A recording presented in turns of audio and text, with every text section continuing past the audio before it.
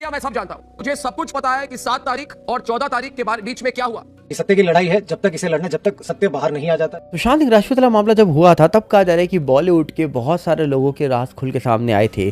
इन सब के बीच में कंगना ने भी अपना मुंह खोला था और बॉलीवुड के कई लोगों के राज सामने खोल कर रखे थे और अपना स्ट्रगल भी सामने रखा था और ये भी बताया था कि इंडस्ट्री के अंदर किस प्रकार ब्लाइंड आर्टिकल छापे जाते हैं और किसी का करियर कब ऊपर लेके जाना है और कब नीचे गिराना है, ये बॉलीवुड को बहुत अच्छे से आता है। कंगना के इन राज खोलने के बाद बॉलीवुड वाले कंगना के भी अगेंस्ट हो गए थे और कंगना ने कहा जा रहा है कि ये भी खुलासा करा, जब ऋतिक के साथ उनकी लड़ाई हुई थी तो जावेद अख्तर जो थे उन्होंने उनको घर बुलाया और बोला इन सब के बीच में मत पड़ो, वरना एक वक्त ऐसा आएगा जब तुम्हें गलत कदम उठाना पड़ जाएगा। और इस बात के बाद जावेद अख्तर जो थे उन्होंने कंगना के ऊपर डिफेमेशन केस किया और ये बोला कि कंगना तो झूठ बोल रही है, उसको अक्ल नहीं है। कुछ इस प्रकार कहा जा रहा है कि चीज़ें सामने निकल के आती है, जिसके बाद कंगना ने फिर से चुप्पी तोड़ी और फिर से कंगना बॉलीवुड के अगेंस्ट खड़ी हो गई। इसके बाद कहा जाए कि कंगना को कहीं ना कहीं बॉलीवुड वालों ने साइड लाइन करना शुरू कर दिया।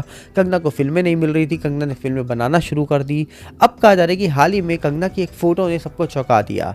कंगना की फ़ोटो हाल ही में जावेद अख्तर जी के साथ निकल के आती है, जिसमें कहा जा रहा है कि दोनों की दोस्ती हो गई है, ऐसा प्रतीत हो रहा है। जहाँ पर दिख रहा है कि दोनों हंसते हुए फ़ोटो खिंचवा रहे हैं और लोग शौक हो गए कि सुशांत केस में भी तो कंगना एक वक्त पर सुशांत के साथ खड़ी हुआ करती थी, सुशांत के न्याय के लिए बात किया करती थी।